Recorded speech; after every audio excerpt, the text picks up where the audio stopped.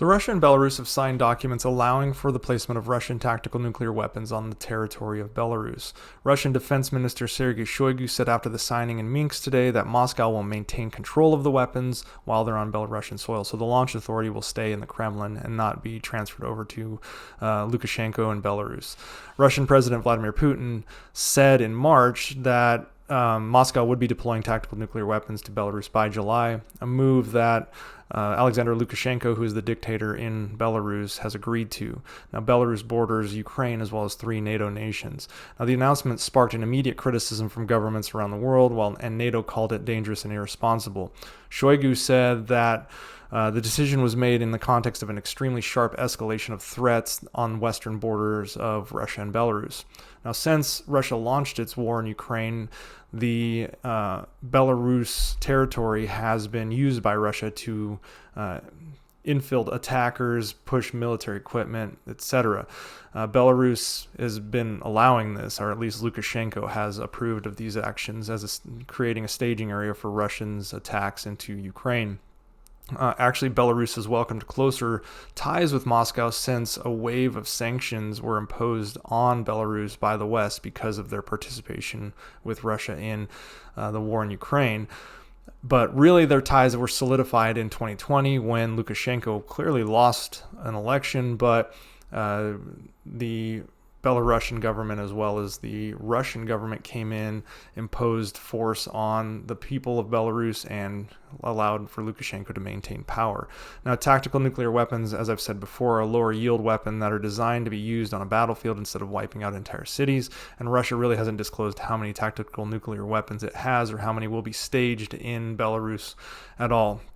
Belarusian citizens hearing of this news are now protesting because when the nuclear weapons are placed in the country, they will be added to the West's nuclear weapons target list. So Belarus was generally separated from Russia when it came to any kind of nuclear exchange. But if you put nuclear weapons in your country, you're going to be added to lists for potential targets. Now, much like with leaving the Intermediate Range Nuclear Forces Treaty, this move actually hurts Russia because it doesn't do anything to address Russia's real enemy in a true nuclear exchange, which is the United States. All nuclear weapons are strategic. I don't care if they're tactical or not. Using a nuclear weapon is a strategic measure. If the Russians think the U.S. won't respond to a nuclear weapons attack, whether tactical or strategic, on NATO territory, they're extraordinarily mistaken.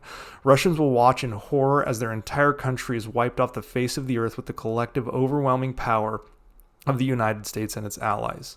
So them moving these missiles there is just an escalate to de-escalate situation. Over the last year, Russia's escalate to de-escalate policy has not worked one single time. In fact, it's backfired on them nearly every single time. It's strengthened NATO in the West. It's harmed their economy. It has made what would have been potential allies rethink their alliance with them or even turn their backs on them. It's weakened the Collective Security Treaty Organization. So Russia is currently facing its weakest point in 30 years, but they continue to escalate because they have no other means otherwise.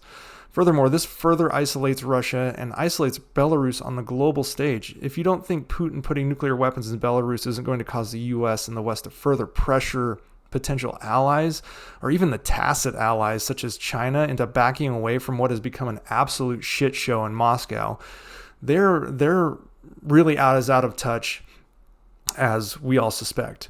And it won't even be that hard because Putin is slapping China in the face and their stated goals of non-nuclear proliferation across the globe. This is something China wanted Russia to not do.